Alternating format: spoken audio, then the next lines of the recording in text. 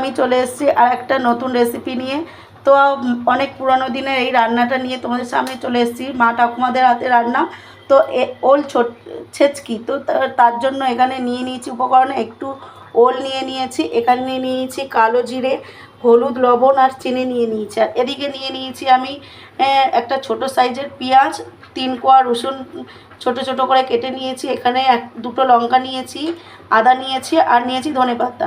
তো এই উপকরণ দিয়ে আমি একটা দারুণ স্বাদের একটা রেসিপি বানাবো। তো তোমরা দেখতে থাকো বন্ধুরা আমি কি করে এটা বানাই। এখন আমার লাগবে এরকম একটা গ্রেটার বা ঘষণি বলতে পারো। তো এখানে আমি এখন ওলটা এই ঘষণি দিয়ে ভালোভাবে এরকম করে গ্রেট করে নেব। তো দেখুন বন্ধুরা আমি এইভাবে গ্রেট করে নিচ্ছি, পুরো ওলটা আমি এইভাবে গ্রেট করতে থাকবো। তো দেখুন বন্ধুরা এরকম টাইপের দেখতে হচ্ছে। তো আমি এটা পুরোটা ভালোভাবে গ্রেট করে। তো বন্ধুরা এখানে আগে থেকে আমি একটা ফ্রাই প্যান বসিয়ে রেখেছি, তার মধ্যে দিয়ে দেবো কিছুটা পরিমাণ তেল। তো এখন আমি এর মধ্যে দিয়ে দেবো এখানে ফোনে কালো জিরে।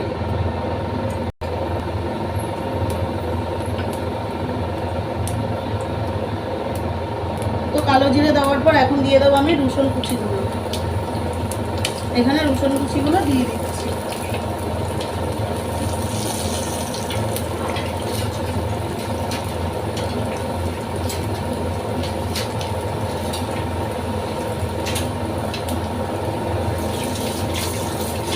তো রসুন কুচিগুলো দেওয়া হয়ে গেছে, এখন আমি দিয়ে দেবো পেঁয়াজ কুচিগুলো। তো পেঁয়াজগুলো দিয়ে ভালোভাবে আমি একটু ভেজে নেব।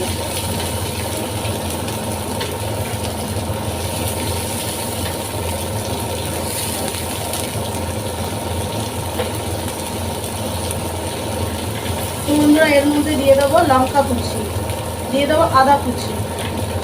উপকরণগুলো সব একসঙ্গে আমি দিয়ে দিচ্ছি। তো দিয়ে দেবো এখন আমি একটু লবণ, দিয়ে দিচ্ছি একটু লবণ।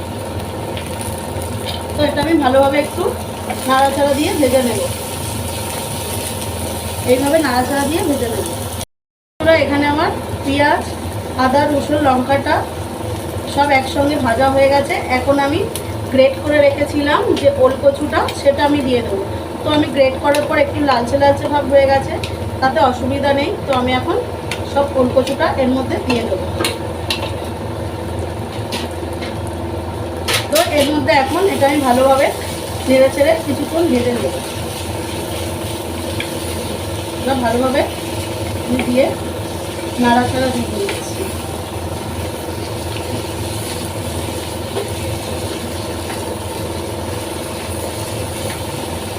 এর মধ্যে এখন দিয়ে দেবো স্বাদ মতো নুন আর এখানে হলুদ গুঁড়ো। তো আরও কিছুক্ষণ আমি এইভাবে ভেজে নেব। বন্ধুরা এটা ভাত দিয়ে খেতে অসাধারণ লাগে বন্ধুরা। তো দেখুন আমি এইভাবে নেড়ে চেড়ে পুরোটা ভেজে নেব। তো কিছুক্ষণ এইভাবে রেখে দেব এটা সিদ্ধ হওয়ার জন্য ভালোভাবে। তো এইভাবে আমি রেখে দিচ্ছি কিছু। বন্ধুরা এটা আমার অনেকক্ষণ ঢাকা দেওয়া ছিল, তো এখন আমি একটু নেড়ে চেড়ে দিচ্ছি খুন্তির সাহায্যে। তো দেখুন বন্ধুরা এটা কতটা সফট হয়ে গেছে। তো এখন এইভাবে খুন্তি দিয়ে আমি চেপে চেপে এটাকে ম্যাশ করে নেব। দেখুন বন্ধুরা খুন্তির সঙ্গে লেগে যাচ্ছে। তো আরও কিছুক্ষণ আমি এইভাবে নেড়ে চেড়ে ভেজে নেব। এটা মা ঠাকুমাদের হাতে পুরনো দিনের রান্না।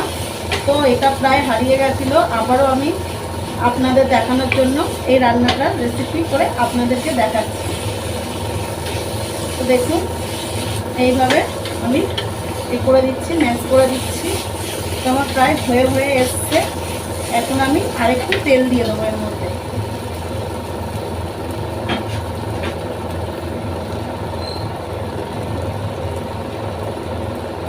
তো একটু তেল দিয়ে দিয়েছি এর মধ্যে।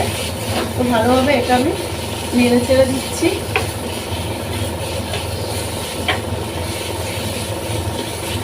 দেখুন তো এর মধ্যে দিয়ে দেবো আমি স্বাদ মতো চিনি। তো এই রান্নাটা একটু চিনি লাগবে, চিনি না দিলে ভালো লাগবে না, তো তার জন্য আমি একটু চিনি এখানে অ্যাড করেছি 1 টেবিল পরিমাণ। তো দেখুন আমার এই খন্তি আমি নাড়াচাড়া দিচ্ছি, তো খন্তির সঙ্গে উঠে আসছে, তখন ভাবতে হবে যে এটা প্রায় হয়ে এসেছে। তো আরও কিছুক্ষণ এইভাবে আমি ভালো করে ভেজে নেব।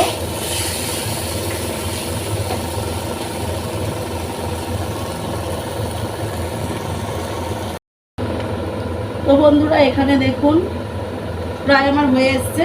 তো অনেকে মনে করে ওলকচু মানেই গলা ধরা, তো আপনারা চাইলে এখানে একটু লেবু ইউজ করতে পারেন। তো আমি একটু সামান্য এখানে লেবু রস দিয়ে দিচ্ছি।